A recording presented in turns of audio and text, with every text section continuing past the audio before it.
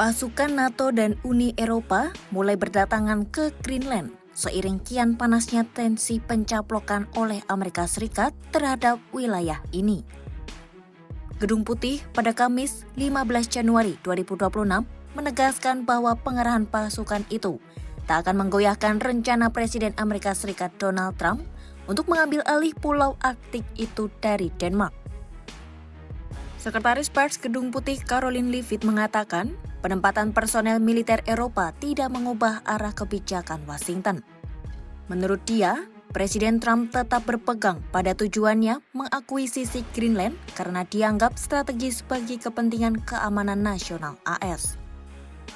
Pernyataan tersebut disampaikan bertepatan dengan tibanya personel militer Eropa di Greenland, menyusul gagalnya pertemuan antara pejabat AS, Denmark, dan Greenland di Washington. To your first question on Greenland, I don't think troops in Europe impact the president's decision-making process, nor does it impact his goal of the acquisition of Greenland at all. To your second question, I mean, anyone in their right mind with common sense who's speaking honestly and candidly will say that men cannot get pregnant. And I think I can attest to that myself. So thank you all very much. Sebelumnya, pertemuan tersebut dilaporkan tidak menghasilkan kesepakatan terkait masa depan pulau kaya mineral itu. Sejumlah negara NATO Eropa, termasuk Perancis, Swedia, Jerman, dan Norwegia, mengumumkan pengerahan pasukan sebagai bagian dari misi pengintaian dan latihan militer di Nuuk. Jerman menyebut, misi di jantung ibu kota Greenland itu bertujuan menjajaki opsi pengamanan kawasan Arktik dari potensi ancaman Rusia dan Cina. Presiden Perancis Emmanuel Macron menyatakan akan memperkuat kehadiran militer Perancis dengan mengirim pasukan darat, udara, dan laut. Pada Kamis, Macron juga mengumumkan tim pertama dari pasukannya telah tiba di Greenland. Wakil Perdana Menteri Greenland, Mute Iget, juga memperkirakan peningkatan aktivitas militer NATO di wilayah tersebut dalam beberapa hari ke depan. Sementara itu, Belanda dan Estonia menyatakan siap bergabung dalam latihan militer tersebut. Menteri Luar Negeri Belanda, Ruben Brekelmans, mengatakan pengiriman pasukan itu sebagai sinyal adanya masalah keamanan di Greenland, wilayah yang memiliki kepentingan strategis bagi semua sekutu NATO.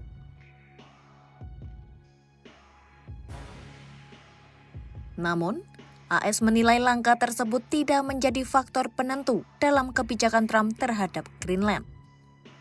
Presiden Trump sebelumnya berulang kali menegaskan niatnya untuk mengambil alih Greenland dengan alasan wilayah tersebut memiliki nilai keamanan strategis yang sangat penting bagi keamanan Amerika Serikat di kawasan Arktik. Trump pun menilai Denmark tidak punya kemampuan memadai untuk menjaga Greenland dari kemungkinan ancaman Rusia dan Cina.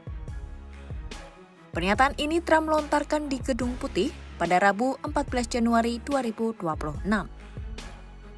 Presiden AS itu menyatakan tidak akan mengungkap langkah apa yang akan diambilnya, tetapi menekankan bahwa AS memiliki banyak opsi untuk mencegah Greenland jatuh ke tangan pihak lain. Well, I wouldn't be telling you what I'm willing to do, certainly. I'm not going to give up options, but it's very important. Greenland is very important for the national security, including of Denmark. And the problem is there's not a thing that Denmark can do about it if Russia or China wants to occupy Greenland. But there's everything we can do. You found that out last week with Venezuela. There's everything we can do about things such as that. Not going to happen.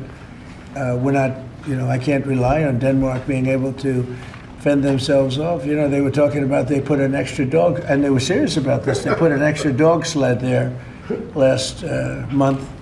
They added a second dog sled. That's not going to do the trick.